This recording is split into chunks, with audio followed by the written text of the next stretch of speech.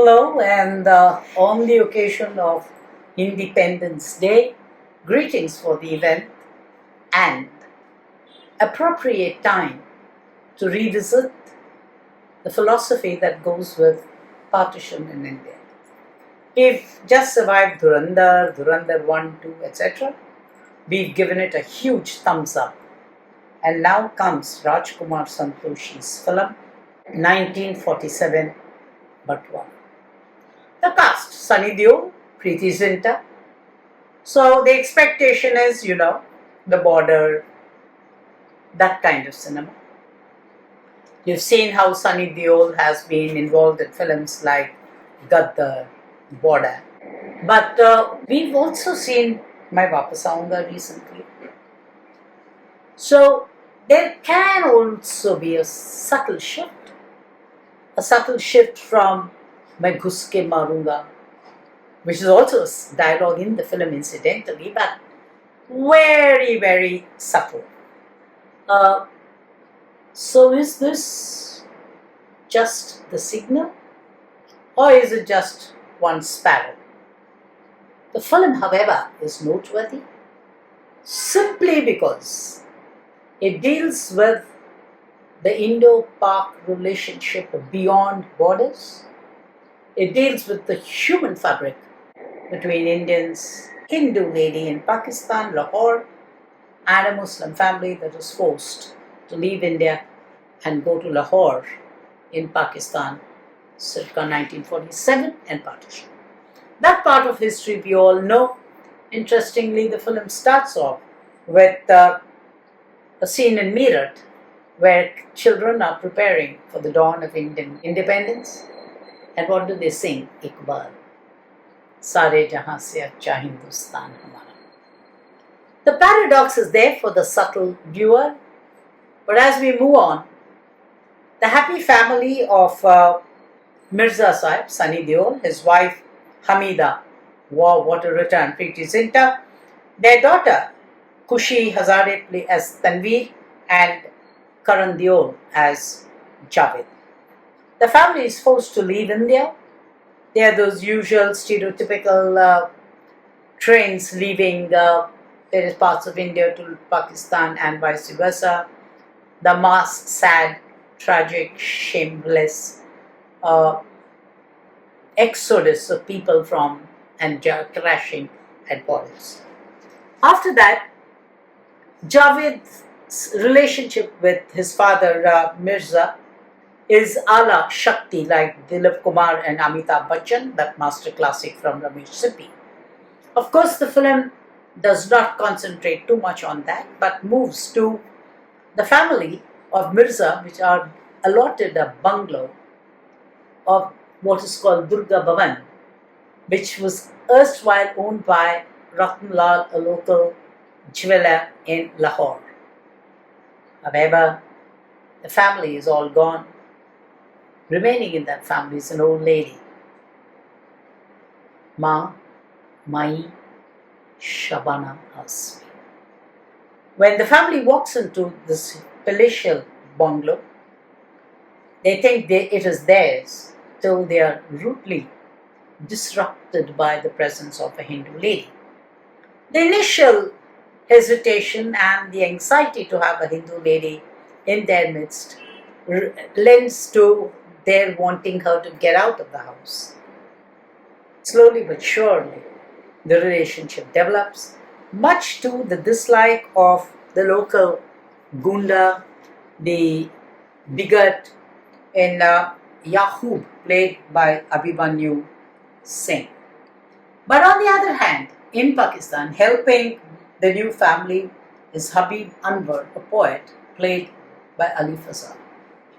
What happens to the relationship? What is the politics played in Pakistan during this period? Does Mai survive all this? Does she stay with them? Are the interesting parts of the film. Hate destroys everything is something that is so central to this Rajkumar Santoshi film. See it without fail. See it for a thumbs up against the whole narrative that there is only one story about all the bad guys are on that side, all the good guys are on this side, can't be factual, can't be true. It is now 69 years. So much of a generation has gone past. Our freedom fighters have gone. Why is it that we have unhesitatingly accepted freedom but have not done away with the hurt that came with it? Why is that hatred still so deep-rooted towards a community, towards a people? Yes, the government on the other side has done more and more to keep us on our feet. But as we are on our feet, we don't have to kill our hearts. At least Rajkumar Santoshi salutes this. In terms of performances, I think standouts. First, let me deal with Javed, played by Karan Deol. He is not even work in progress. He'll have to start all over again. He gives Bobby Deol of the past a superiority complex. Sunny Deol, what an image change. What a performance. The actor from Chup showed so much of promise. Here he is, converting the promise into a top-notch performance. Arguably, this will go down as Sunny Deol's best performance in his career today and shows the potential of an actor. Very strange, Dharmendra, his father. And the titles always refer to Sunny Deol as son of Dharmendra for some strange reason. But like Dharmendra, did he lose out on wonderful opportunities because of an image? Time will tell from here, because this is a clear signal that Sunny Deol has the acting caliber and is not some kind of a up the Vindhyas Balakrishna. Watch him perform top notch. Shabana. What do you say about an actor who in his 70s still comes out in the cinema with a riveting performance? I often have this imagination of who else and how well could they have done this role.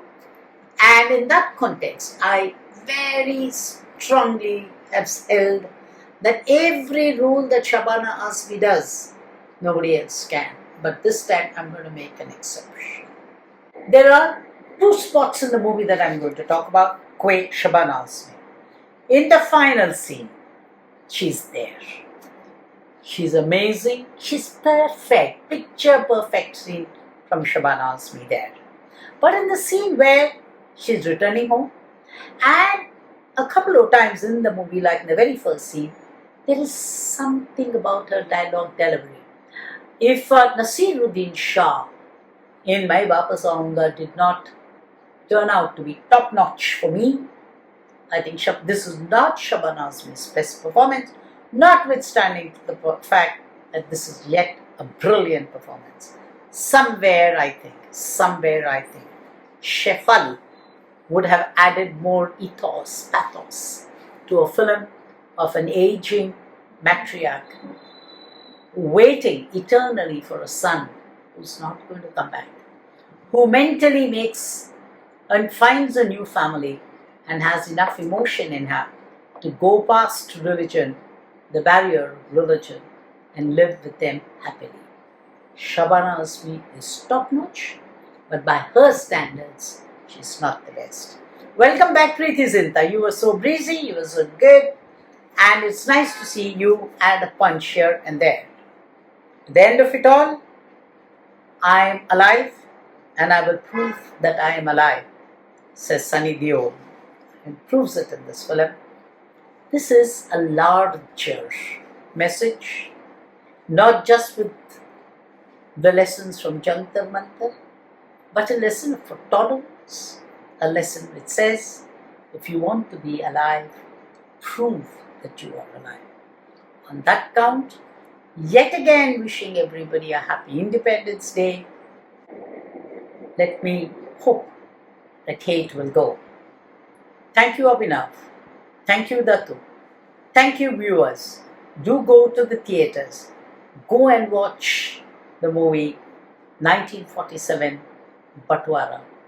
It will rekindle some wounds, yes, but it will also tell you that there is a road ahead for being human, being humane. Goodbye.